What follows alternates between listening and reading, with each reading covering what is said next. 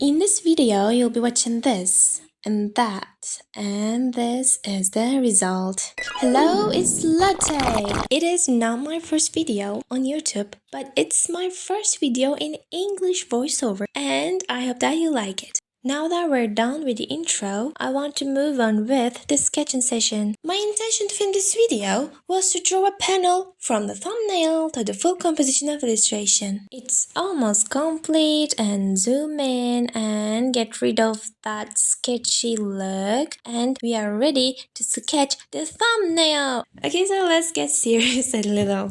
I include all on the same page while doing this exercise because I want to see my starting points in both thumbnailing and illustrating in the future. I don't know what the professionals will think about it, but I think it's a good exercise for beginners to start with only one panel in each try, and I feel like it improves my skills. But if it's not that useful in reality, and I'm wrong indeed, or if you have some further recommendations, you can write them all in the comment section and I'll read in all of them if you do. So thank you in advance. As you see, I go on with the outline of the characters and their positions and their pose and general composition. I started this outline from the right side, but I think it would be better if I started from the left. Because I'm right-handed and I'm using a graphite-tipped mechanical pencil, which is super popular among artists. By the way, it's not an advertisement, not sponsored. I bought it entirely on my own. And the graphite can spread as I run my hand over the page when I'm done with drawing the things on the right and gone with the ones on the left. But thankfully, the graphite didn't spread that much. One of the reasons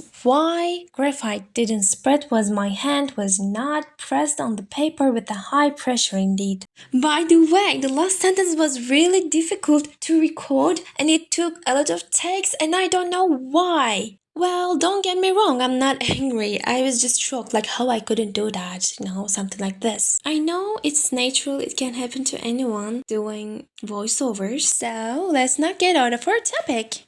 At this point, I'm almost done with outlining the characters. That means I go on with the background. Well, honestly, I don't think that I'm good enough at drawing backgrounds yet. Nonetheless, I want to give it a try to improve myself whenever the opportunity presents itself. As we can easily guess, this is one of those moments. Finally, the background is almost complete as well, and now it is done. Now my favorite part, drawing the details. While drawing the first girl, I had so much struggles because there are some times that you cannot draw in the way you want or imagine. On the paper, it just doesn't look how you see it in your mind. As you try to fix it, it only gets worse. The final result may be good, but definitely not how you exactly want it to look. I know you understand what I exactly mean. This situation is what I experienced while I tried to draw the face of the first girl. I drew her eyes again and again and again. Maybe I tried to do it for 3 times, maybe more, until it looked nice, but still not how I actually imagined. Then I started with the second girl's face, and her face came out really quick and pretty and in the way how I wanted. You see, it all happened in the same illustration, and I also know that it's something normal and anyone can experience it, but it still feels like really strange. By the way, the first girl shows her nails to her friend, and the second girl was impressed by the beauty of the nails. And not gonna lie, I had so much fun while drawing her hair. After drawing her, I tried to redraw the first girl's face again. I hope this is the last try to draw the first girl's face because I'm tired of explaining the difficulties I had. Okay, it's the time for the third figure, and he is a boy liking the girl in the middle. I find it really fun to draw ties.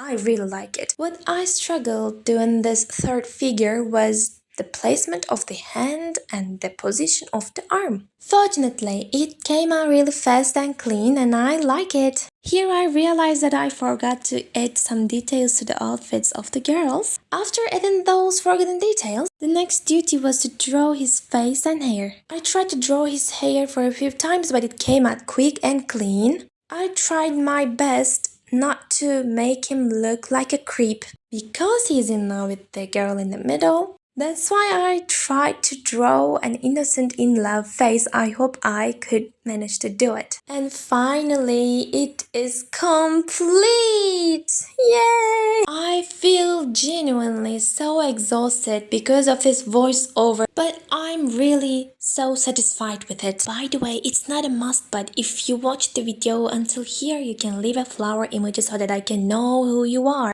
Okay, it's not my idea and you don't have to put that emoji, of course, but I sometimes see that the trick is used by the YouTubers that I like and I wanted to try it in my video as well. So, we have come to the end of the video and my energy. I hope that you like the video, voiceover, and most importantly, my drawing. I really appreciate it if you share your comments, opinions, feedbacks, and recommendations with me. Now that everything is completely complete, we have come to the closure of the video. I always end my drawings with the date of the day, and if I film the process of drawing, I also add my name on it. It's latte, and with a black heart, of course, it's a must. Thank you so much for watching the video. And hopefully see you all in the next videos. Bye!